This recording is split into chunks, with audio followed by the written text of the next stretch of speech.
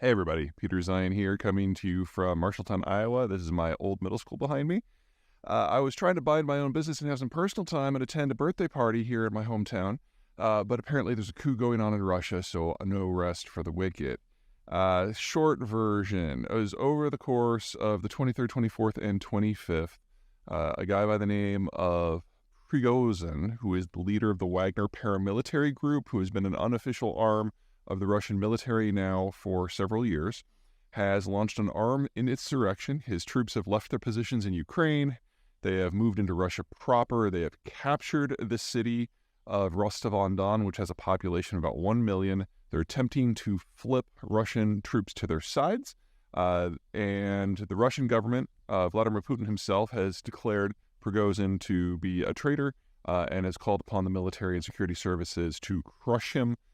Prigozhin has said that the president is misinformed, but it's okay because we're going to have a new president soon anyway. As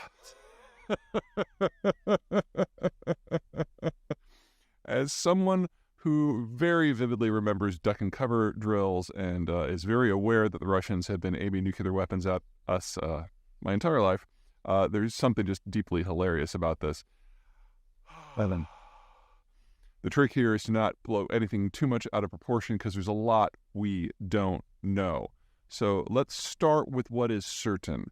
Rostov-on-Don is the primary logistical and communications point for the Russian military in the entirety of the Ukrainian war. So first and foremost, the Ukrainians are making a lot of popcorn here and are getting very serious about their counteroffensive.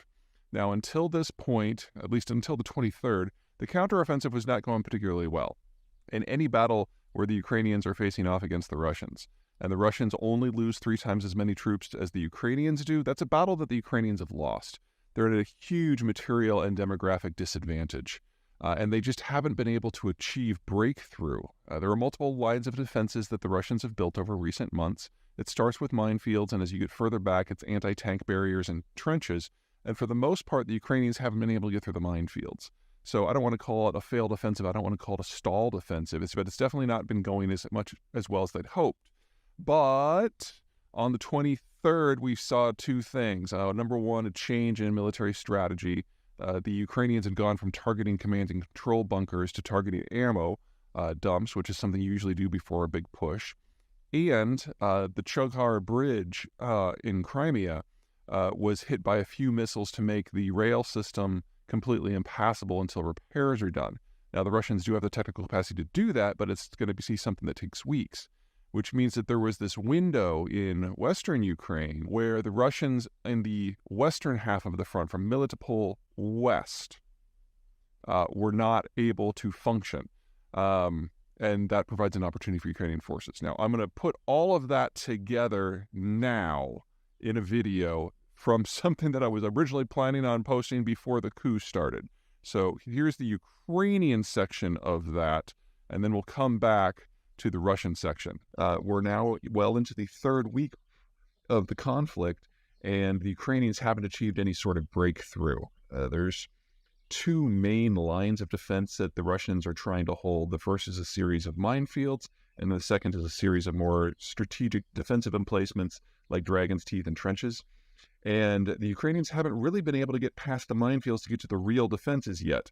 And what that means is they've just kind of been bogged down in attritional fighting.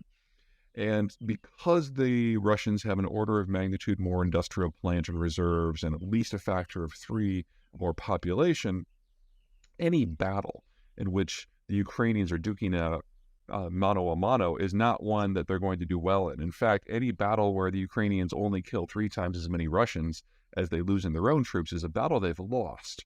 So instead of seeing the dramatic breakthroughs that we saw in Kherson and Kharkiv last summer, it's been a slugfest, and it hasn't gone well. That said, a couple things. Number one, we're still early in the offensive. They're still probing for weaknesses. They're still going after command and control. And then second, in the last 96 hours, a few things have changed. First of all, 3-4 days ago, the Ukrainians shifted from using their missiles to target command and control systems to going after ammo dumps. And you would do that when you're getting to the next phase of the operation. You feel like you've broken up their ability to react, and now you're trying to not just attrit their forces, but make sure that the forces cannot actually get meaningful supplies. But the real issue happened the morning of Thursday, the 22nd of June, when the Ukrainians put some serious holes in a few supply bridges that are critical for Russian forces. And to understand the significance of that targeting shift, we need to look at a few maps. Here's our first map of the Ukrainian space. Nothing too exciting here. The red line is roughly where the front is. The Russians occupy the territory to the east and south of that line, and the yellow bars are where the Ukrainians have put their primary thrusts. Now, the one on the left there, that's the Zaporizhzhia front.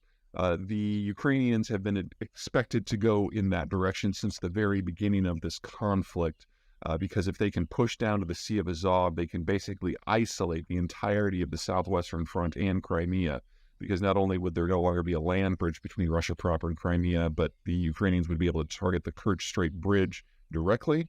But they've had more success going further into the east because there are fewer defensive works. But still, in all these cases, you're talking about advances in the single digits of kilometers. No sort of strategic breakthrough where mobile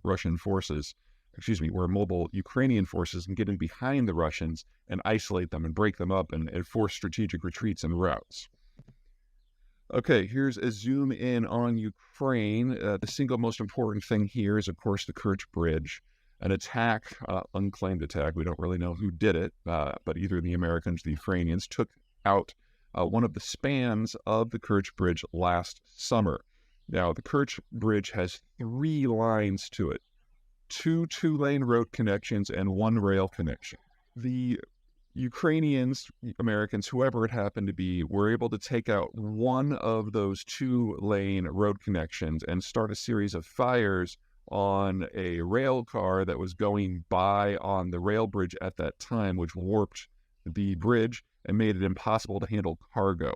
So no more trains in and out of Crimea from this route, and it used to be the primary route, and only 2 of the 4 road lanes. So everything has to go on truck, and when they do have convoys coming or going, they have to shut it down to other traffic. So that was a big hit, and it forced the Russians to shift their supply route over to this area, to the land connections that go into Crimea. So let's zoom in there. Now, first thing to understand about this area is a lot of this is not land. This entire zone here is a series of brackish lakes, which obviously you're not going to be running cargo across. In fact, there's only really 2 ways to cross.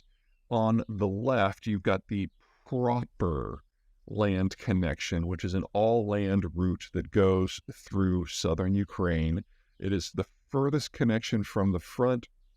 It's not that the infrastructure there doesn't work, it's just that it's not great. However, if you go to the yellow arrow, the one further to the right to the east, you're looking at the Chonhar crossing. Now, Chonhar has a rail connection and a road connection, and it's these connections that the Ukrainians put some holes in. They use a special kind of warhead, which I'm not going to go into detail because it's not my focus, but it blew all the way through the concrete, blew all the way through the rebar, put a giant hole right in the middle of the thing. You're not taking trucks across that. You're not taking rail across that until such time as these are repaired. Repairing it is not beyond the capacity of the Russians, but keep in mind that it's been months since Kerch had that hole put in it, and the rail connection there has still not been rebuilt. One of the many, many downsides of the Soviet dissolution is we've had a simultaneous education crisis and demographic crisis now decades in progress.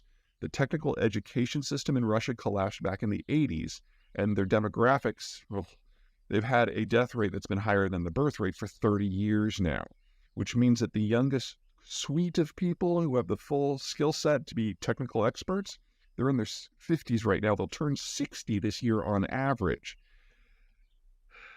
They still haven't replaced the span and Kerch. They still haven't replaced the rail system. There's a question as to whether they can. Now, the Chonhar crossing is not nearly sophisticated. Instead of being a high elevated suspension bridge, it's a low block bridge. It's not blocking navigation or anything. This is not a navigable waterway system. They probably can do it, but it's going to take them a few weeks, which means in the meantime, any cargo going to and from Ukraine has to come from that western bridge.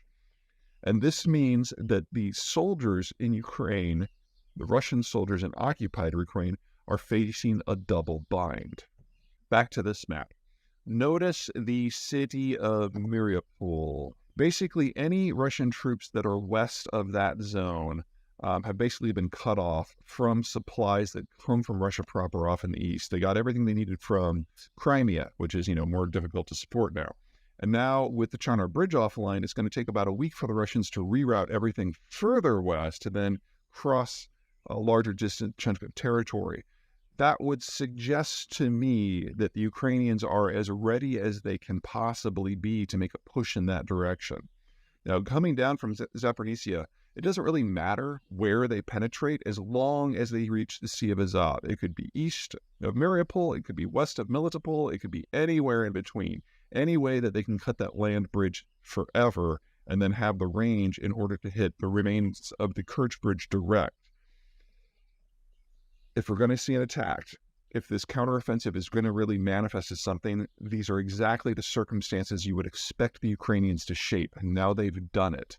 And since there's going to be a window before the Russians can redirect supplies further to the west, the troops in the Melitopol area are now completely cut off, vulnerable. They're not going to get reinforcements. They're not going to get fuel. They're not going to get artillery shells and ammo. Now would be the time. Now, that's the strategic picture that we're seeing right now. Okay, now back to Russian side of things with the coup.